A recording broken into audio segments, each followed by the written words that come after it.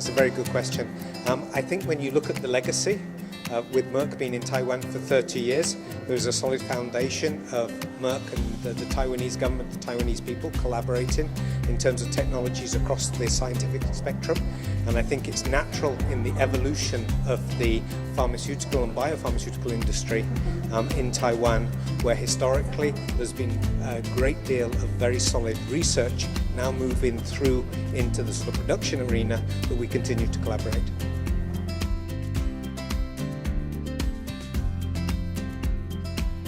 I think it's pretty self-evident.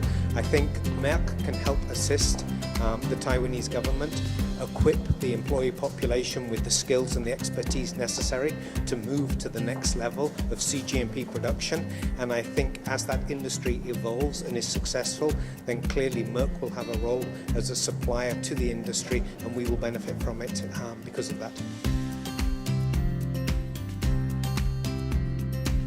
I think ITRI's reputation globally is very well known. It's a very solid organisation. It's done a lot in the research areas moving forward, and I think the opportunity to collaborate and work with ITRI in the development of the biopharma and biotechnology industry in Taiwan is a great privilege for us, and we look forward to the collaboration.